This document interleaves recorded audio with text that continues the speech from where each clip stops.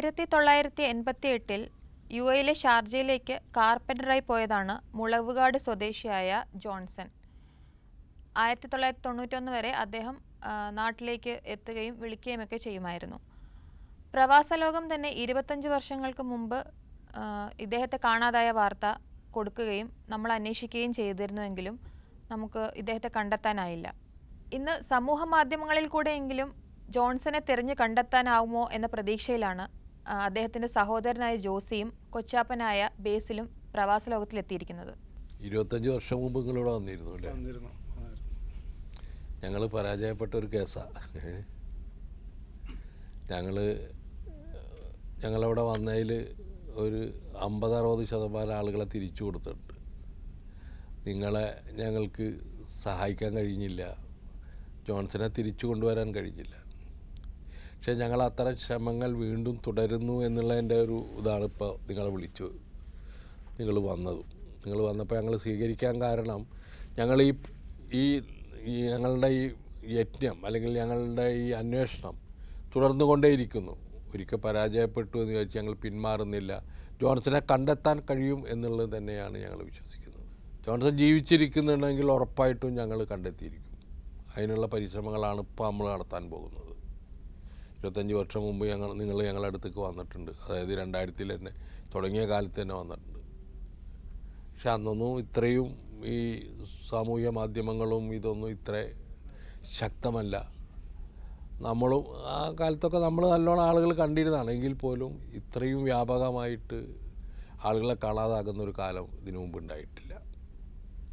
അതുകൊണ്ട് തന്നെ ഞങ്ങൾക്ക് ഇഷ്ടംപോലെ ആളുകൾ ഇങ്ങനെ വന്നുകൊണ്ടിരിക്കുന്നുണ്ട്.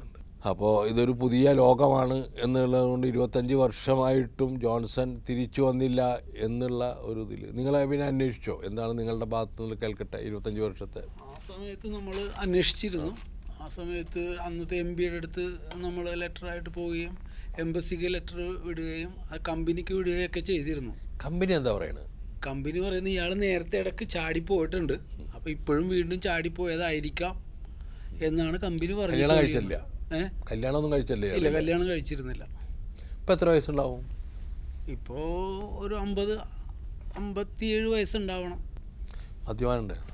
ലാസ്റ്റ് വന്ന ഫ്രണ്ട്സ് എല്ലാം പറഞ്ഞിരുന്നു ആ സമയത്ത്. ഇവിടെ നിന്ന് പോകുമ്പോൾ അങ്ങനെയൊന്നും ഉണ്ടായിരുന്നില്ല.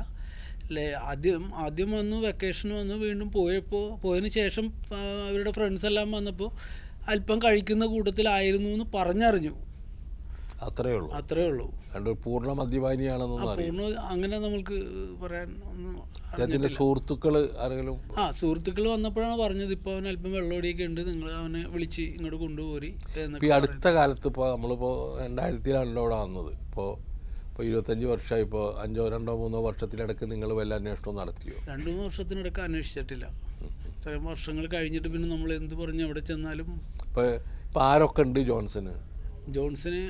അപ്പൻ മരിച്ചുപോയി, അമ്മയുണ്ട്, പിന്നെ ബ്രദറായിട്ട് ഞാനും എൻ്റെ ഫാമിലിയാണ് ഉള്ളത്. അമ്മ കാത്തിരിക്കുകയാണ് മാന. അതെ.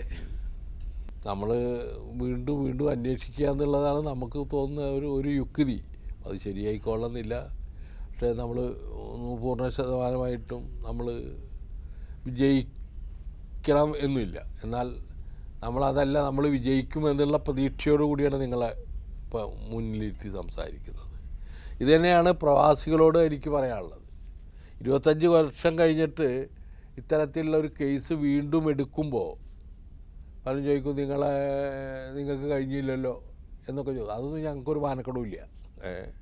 എല്ലാ കാര്യമൊന്നും ചെയ്യാൻ കരാറെടുത്ത ഒന്നല്ല കൈരളി TVയും പ്രവാസ ലോകവും. ഞങ്ങളെക്കൊണ്ട് പറ്റാവുന്നതൊക്കെ ലോകത്തിലെ ഏത് ചാനൽ ചെയ്യുന്നതിലും ഏറ്റവും മികവോടുകൂടി പ്രവാസ ലോകം പ്രവർത്തിച്ചിട്ടുണ്ട്. കഴിഞ്ഞ 25 വർഷത്തിലിടക്ക് 1000-ൽ കൂടുതൽ ആളുകളെ ഞങ്ങൾ കണ്ടെത്തിയിട്ടുണ്ട്. നിരവധി പ്രശ്നങ്ങൾ പരിഹരിച്ചിട്ടുണ്ട്. മനുഷ്യജീവിതങ്ങളിലുള്ള എല്ലാ തരത്തിലുള്ള പ്രശ്നങ്ങളെയും ഞങ്ങൾ അഭിമുഖീകരിച്ചിട്ടുണ്ട്. ക്യാമറയ്ക്ക് പുറത്ത് 100 കണക്കിന് പ്രശ്നങ്ങൾ ഞങ്ങൾ പരിഹരിച്ചിട്ടുണ്ട്. അതൊന്നും നമ്മൾ ഹുങ്ക് പറയുന്നതല്ല, അഹങ്കാരം പറയുന്നതല്ല. കൈരളി TV ആ നിലയിൽ ലോകത്തിൻ്റെ നെറുകയിൽ നിൽക്കുന്ന ഒരു സ്ഥാപനമായിട്ട് തന്നെയാണ് ഇത് കാണുന്നത്. നിങ്ങൾക്ക് ലോകത്തിലെ ഏതെങ്കിലും ടെലിവിഷൻ ചാനൽ കാണിച്ചു തരാൻ പറ്റുമോ? ഇങ്ങനെ നഷ്ടപ്പെട്ടു പോകുന്ന മനുഷ്യരുടെ തിരിച്ചു കൊണ്ടുവന്ന എത്ര ചാനലുകളുണ്ട് കേരളത്തിൽ? കൈരളി മാത്രമേ. ലോകത്തിലേതെങ്കിലും ചാനലുകളുണ്ടോ? ആഫ്രിക്കയിൽ ഒരു റേഡിയോ ഉണ്ടെന്ന് ഞാൻ കേട്ടിട്ടുണ്ട്, അല്ലാതെ വേറെ ഏതാ ഉള്ളത്? അപ്പോൾ ഞങ്ങൾ പരാജയങ്ങൾ സമ്മതിക്കുകയും പരാജയങ്ങളിൽ നിന്ന് തന്നെ പുതിയതിനെ വീണ്ടും വീണ്ടും അന്വേഷിക്കുകയും പുതിയതായി അന്വേഷിക്കുകയും ഈ മനുഷ്യൻ എവിടെയെങ്കിലും ജീവിച്ചിരിക്കുന്നുണ്ടോ എന്ന് വീണ്ടും വീണ്ടും അന്വേഷിക്കുകയാണ് ഈ വ്യക്തിയിലൂടെ ചെയ്യുന്നത്. അതാണ് ഇപ്പോൾ ജോൺസൻ്റെ കാര്യത്തിൽ ഞങ്ങൾ ഏറ്റെടുത്തിരിക്കുന്നത്. ജോൺസൺ 25 കൊല്ലം മുമ്പ് കാണാതായത് ഇവിടെ വന്നവർ പറഞ്ഞിട്ടുണ്ട്, ഞങ്ങളത് ടെലികാസ്റ്റ് ചെയ്തിട്ടുണ്ട്, ഞങ്ങൾ ചർച്ച ചെയ്തിട്ടുണ്ട്.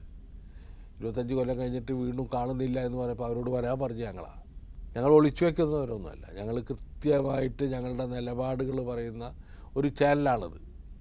അതുകൊണ്ട് ജോൺസനെ സ്നേഹിക്കുന്നവർ, ജോൺസനെ അറിയുന്നവർ ആരെങ്കിലും എവിടെയെങ്കിലും ജോൺസൺ എവിടെയെങ്കിലും ഉണ്ടെങ്കിൽ കാണുമെന്നാണ് ഞാൻ വിശ്വസിക്കുന്നത്. ജോൺസൺ, നിങ്ങൾ വൈകിയിരിക്കുന്നു, കാര്യമാക്കേണ്ടതില്ല, വരിക, നിങ്ങളെ കുടുംബത്തോടൊപ്പം ചേരുക. 25 വർഷം ഒരു ദീർഘകാലം തന്നെയാണ്, അതൊന്നുമല്ല എന്ന് ഞാൻ പറയുന്നില്ല. പക്ഷെ ഇനിയും നിങ്ങൾക്ക് ജീവിക്കാൻ കാലം ബാക്കി കിടക്കുന്നുണ്ട് എന്നാണ് എനിക്ക് പറയാനുള്ളത്. എല്ലാവരും വീണ്ടും അന്വേഷിച്ച് വന്നിരിക്കുന്നു, അനുജനും അമ്മയൊക്കെ കാത്തിരിക്കുന്നു, സഹോദരനൊക്കെ. എല്ലാവരോടുമായിട്ട് പറയാനുള്ളത്, ജോൺസനെ നമുക്ക് ഒന്നുകൂടി തിരയല്ലേ നല്ലത്, ഒന്നുകൂടി അന്വേഷിക്കല്ലേ നല്ലത്. എല്ലാവരും കൂട്ടായിട്ട് പരിശ്രമിക്കും എന്നുള്ള ഉറപ്പോടുകൂടി ഈ കുടുംബത്തെ നമുക്ക് തിരിച്ചയക്കാം. അങ്ങക്ക് എന്തെങ്കിലും പറയണ്ടോ?